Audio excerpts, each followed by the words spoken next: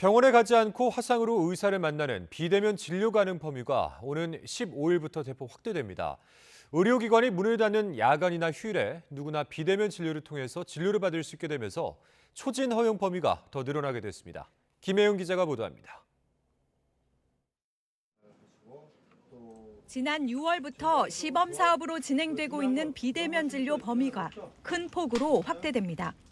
우선 야간이나 휴일에 아플 경우 응급실에 가는 대신 비대면 진료를 받을 수 있게 됩니다. 지금은 야간이나 휴일에 비대면 진료를 받으려면 해당 의료기관에서 대면 진료를 받았던 환자가 같은 질환으로 진료받을 때만 가능합니다. 초진의 경우 섬 거주자나 장애인 등 의료 취약계층만 가능하고 18세 미만 소아의 경우 의료 상담만 됩니다.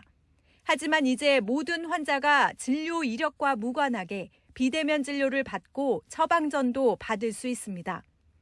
평일 병원 이용이 어려운 직장인이나 휴일 응급 환자들의 의료 접근성이 높아질 전망입니다.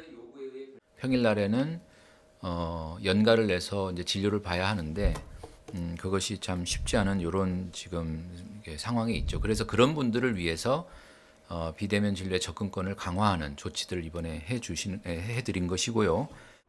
초진을 허용하는 지역도 섬이나 벽지뿐 아니라 응급의료기관이 부족한 98개 지역도 추가했습니다.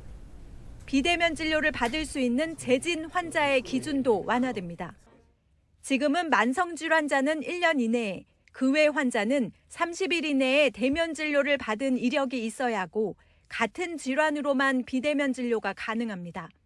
하지만 이제 6개월 이내 대면 진료 경험이 있으면 같은 질환이 아니어도 가능합니다. 이렇게 기준이 완화되자 초진의 비대면 진료를 허락해서는 안 된다고 주장해온 의사단체는 반발하고 있습니다.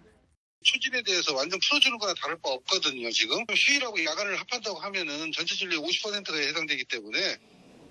하지만 정부는 의사가 대면 진료를 해야 한다고 판단할 경우 비대면 진료를 거부할 수 있는 만큼 보조 수단에 불과하다는 점을 강조했습니다. 정부는 의약품 오남용을 방지하기 위해 고용량의 호르몬을 포함한 사후 피임약은 비대면 진료를 통해 처방하지 못하도록 제한했습니다. YTN 김혜은입니다.